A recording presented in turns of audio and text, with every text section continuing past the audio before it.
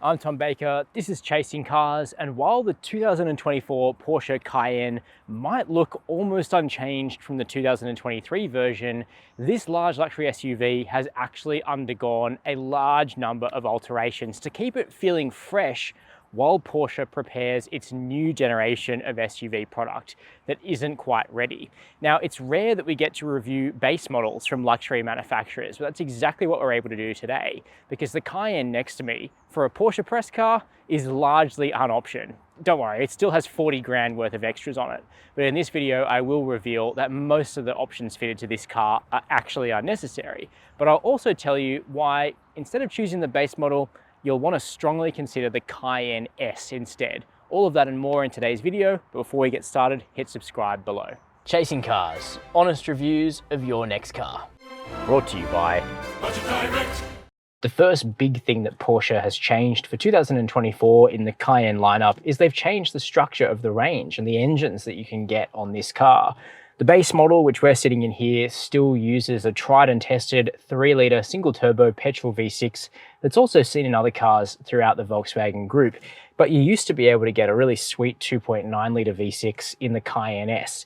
That's now gone, and it's actually been replaced in the S by the 4-litre twin-turbo V8, which is also a familiar engine from throughout the group and a really great engine. But in some ways, I'm going to miss the 2.9 because it was sort of a nice halfway house between the workhorse, sort of uninspiring 3-litre in the base model, and then the big V8. There are some other interesting options in the range, including 2 plug-in hybrids, which are worth considering, particularly if you do a lot of urban Ks, and they hybridize this 3-litre engine. But for me, the Cayenne S is what looks like the most special choice. It is $42,000 more expensive than the base model, so there I am just cutting a check from your money for another 42 grand, but the V8 makes it worth it.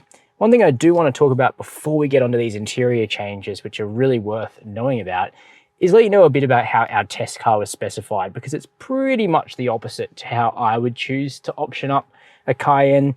So this one is the base model, which starts at just under $139,000 here in Australia, but this car is $175,000 before on-road costs. But it has a whole bunch of options which are kind of cosmetic or convenience based. So we've got the Carmine Red, that's 5 grand. We've got more extended leather trim in here in the black, lots of black highlights outside. Panoramic roof is always nice on a car like this. We've got different wheels in 20 inches, still very chunky tire though, which bodes well for ride quality. The Bose stereo, lane keep assist, Porsche LED courtesy lights, the crests in the headrests. So largely, with the exception of things like the panoramic roof and the stereo, this car has been dressed up in cool paint and a black pack and with bronze tailpipes. What it doesn't have is any of the worthwhile mechanical options, let alone the V8 from the S. This thing doesn't have the upgraded air suspension, which was a big deal for the Cayenne in 2024. We don't have Porsche Dynamic Chassis Control. We don't have Torque Vectoring Plus, which makes a big difference, as I'll come back to in a minute. So this Cayenne is really just dressed up cosmetically. It doesn't have the advanced tech under the skin, and I would much prefer to spend my money on that stuff, which is going to make this car drive in a superior way than just cosmetics. But that is just me.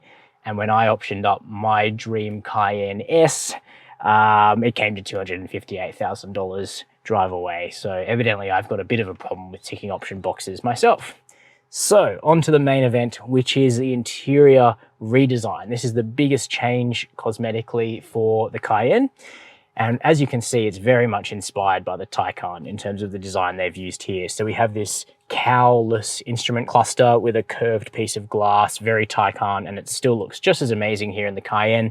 The screen is bright enough and anti-reflective enough that even direct sunlight doesn't obscure it, which is amazing. Here in the center, we've got a new, revised, quickened, enlarged touchscreen, and it runs Porsche's latest PCM software. That all works great. Wireless Apple CarPlay and Android Auto is standard, and this car has the Bose stereo, which is fine. But if you're an audiophile, you'll want to spend $10,000 on the Burmester, which is the even higher end stereo. You can get a passenger screen over here. We don't have that. Unfortunately, still loads of piano black here in the center where our dedicated climate controls and volume are. That gets really nastily marked up.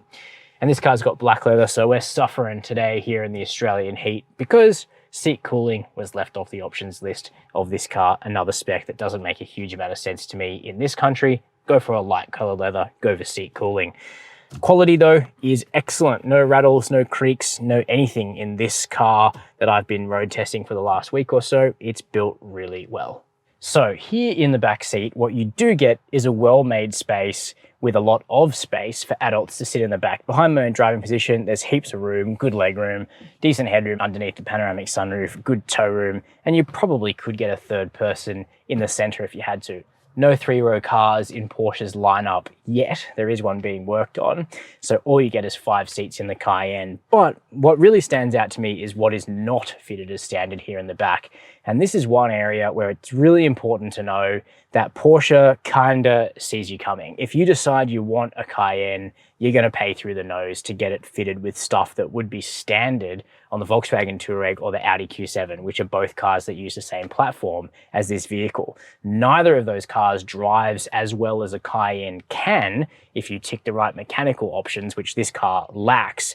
But things like quad zone climate control, it's an option on the Cayenne. This car doesn't have it. So instead we've got dual zone up front and then just basic air vents here in the rear. Is that a problem? No, I didn't grow up with having climate controls in the back of my parents' car and I managed just fine. My point is that a Touareg, which is almost half the price of this car, maybe 2/3 of the price of this car, has that stuff fitted as standard. You don't have to pay them another dime. But everything again feels sumptuous in terms of the basic vehicle. So you are getting a quality item. Just be prepared to pay if you want to fully specify it. Moving around the back end of this carmine red Cayenne now, a very bold color for a base Cayenne and pretty expensive at $5,000 as well. You will notice the subtle restyling of the Cayenne for 2024. Outside, the changes are minimal. You'd have to compare a photo of the old one and the new one, which we'll do on screen for you now to really pick apart the differences. It is blink and you'll miss it sort of stuff. This one is also optioned with sports tailpipes in dark bronze, but it actually doesn't have the sports exhaust system to go with the sports tailpipes. So it's actually just for show on this particular car, something that I probably wouldn't do. We do have black badging on this one though. In fact, it's got really what other manufacturers would call a black pack, lots of black accents. Opening up the boot, however, reveals heaps of space, 770 litres or thereabouts in 5-seat form. It's big, it's wide, it's over 1 metre between the arches. You've got this nice chrome finisher here to protect your paintwork. And then underneath the boot floor, you do have a collapsible spare wheel. Not as good as a full-size tyre, the same as the rest on the car, but certainly better than nothing. And those back seats fold 40-20-40 underneath a pretty sturdy cargo cover. And we do have controls up here to close a tailgate or close it and lock the car. Last thing before we drive the Cayenne is running costs. So what are the running costs of a big red rig like this base model Porsche Cayenne? This is not the cheapest vehicle in the segment to run. Part of the reason for that is that Porsche is one of the very last car manufacturers in Australia to not use cap price servicing. Porsche dealers are able to set their own service prices, so they do tend to be similar to one another. A local Porsche dealer near our office in Sydney, Australia, quoted us just under $5,500 to fully service a Cayenne V6 for the first 5 years and 75,000 kilometers. When it comes to insurance in the last 12 months, the median budget direct customer spent $1,873 to comprehensively insure a new Porsche Cayenne. Everybody's situation varies and your premium will vary based on things insurers take into account, like where you live and how you garage the car.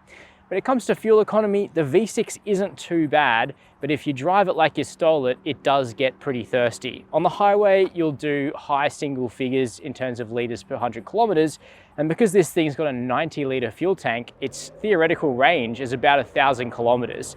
The reason Porsche has done that in part is because you can't get a diesel Cayenne anymore. So what they've done is they've tried to make the base petrol as economical as possible. Unfortunately, that has had consequences in other areas, which I'll get to in a moment. And lastly, on the warranty, again, Porsche is one of the last manufacturers to still use a 3-year warranty. However, you can extend it out very dramatically, which is one thing that Porsche is quite distinct in doing in this segment. So let's head out onto the road in the upgraded 2024 Porsche Cayenne. Now, in many ways, it's really good to start by testing the base model, and we will have more videos of the updated Cayenne, including in specifications closer to what I would personally opt for if I was putting my money down, and quite a lot of money, on this car. But I generally like to start at the bottom of the range so you can see what sort of fundamental goodness is baked into the platform. And unsurprisingly, the Cayenne has plenty of goodness even in the base car. The problem is that if you try one that has additional mechanical options and a higher spec, you're going to realize just how capable this vehicle can be. If you go for a base one and you don't upgrade the suspension or the torque vectoring or the chassis control, it's still really quite exceptional as far as large SUVs go to drive. It's just not hitting its complete potential. And for me, that's a shame, because it's a Porsche. You know, you're looking at the storied crest here on the steering wheel and you're thinking this should be as good as it possibly can be. But the simple fact is, without ticking a few more option boxes, it ain't as good as it could be. That starts in the powertrain department. Every range has to have a base engine, it's just part of it. And here in the Cayenne, it's a perfectly serviceable and tried and tested unit. 3-litre single turbo, petrol V6. There are no more diesel Cayennes, which were much loved by a minority of buyers who really did love their cars. So what Porsche has done is they have tuned this 3-litre petrol for maximum efficiency. They've also given it a very, very big touring fuel tank, which means on the highway you can expect about 1,000 kilometers of range, which of course is diesel-like. The outputs too look like a diesel. 260 kilowatts of power and 500 newton meters of torque looks suspiciously like a high output V6 diesel. And in some ways on the road, the petrol actually drives like a Cayenne diesel, but without the clatter that you get from a diesel engine, even a 6-cylinder one. So aren't you getting the best of both worlds? Well, kind of, but also kind of not. In order to make this engine really efficient, what Porsche have done is they've made the throttle response really doughy, like insanely doughy in normal mode. For me, I almost always drive test cars day to day in comfort mode or normal mode and save the sport modes for when you're actually doing sporty driving. Not possible in the Cayenne. Instead, I have to use the little dial on the steering wheel, put it into sport, and then you get an immediate pop-up on the screen asking you if you want to soften the dampers back to normal. It's almost like the engineers that signed off on this car knew that this powertrain was much more drivable in sport mode. Oh, and the infotainment's just restarted itself. That is really weird. Okay, infotainment just crashed. It's back now, but that's super weird. Anyway, what was I saying? It's almost like the engineers that signed off on the base Cayenne knew that the engine was only really satisfying in sport mode, but most people won't want sport dampers day to day. So every time I've gotten into this car, I've put it in sport, slackened the dampers back to normal, and then you get an engine that behaves much more like a Porsche engine. So if we turn around and we'll launch the thing so I can share our independent performance testing numbers with you. We'll line up here. Okay, we're in sport mode. Load up the brake a bit. Off we go. Yeah, it gets to 100 pretty quickly. That's about as high as I can put it. Porsche claims 6 seconds. Our result is on the screen now. As you can see, it's pretty quick, but you wouldn't call this a sports SUV. This is still very much in comfort spec. Now, if you spend another 40 grand, you can get into the Cayenne S, which uses a 4-litre twin-turbo V8 and produces much more power, makes a better noise, and has even more torque, making it just that much more effortless. In between the two hybrids, plug-in hybrids, which of course are going to be able to fill in a lot of that torque gap in town, but with plug-in hybrids, even good ones like the ones Porsche makes, you never truly know what kind of response you're going to get, because a lot of it depends on the state of charge of the battery. So for me, with a vehicle like this, until Porsche releases its fully electric Cayenne, which we know is coming later, I'd probably still opt for one of the standard engines rather than a hybrid, and I'd prefer the Cayenne S with the V8. You can make the V6 sound a bit fruitier if you go for the sports exhaust. This one doesn't have that, so it just sounds pretty workmanlike. Basically the same as an Audi Q7 55 TFSI, which uses the same engine as this with a little bit lower output, but there's not much in it. Onto the ride and handling. It's a Porsche, so we expect it to have a base level of handling ability, which is high. And in many ways, the Cayenne doesn't disappoint. You can hustle a base, unoptioned Cayenne on small wheels down a country road, and it stands up to that punishment extremely well. What I'm trying to communicate is even a base one is really good. The problem is, I know this car can be great if you tick a few choice options. Those choice options start with Porsche Torque Vectoring Plus, which is going to basically give you a locking differential or a limited slip differential in rear, which is channeling the torque left and right rather than just front to back. And actually, this car really needs that. It's got the open diff at the rear, and almost every time you do a 90-degree left or right hand corner in this particular tester, it spins up the inside rear wheel. It's really annoying. Maybe there's a bit of a lack of grip from the Hankook tires, but it's brand new. There shouldn't be a lack of grip from these brand new tires, and we're only talking about 500 Newton meters of torque. It's not an insanely high number, but it can't seem to put that power down. So clearly we need the Torque Vectoring Plus in this car. We also don't have the upgraded air suspension in this particular Cayenne. We do have upgraded adaptive dampers, which is good, and the ride quality is nice, mostly because there's so much sidewall on these tires.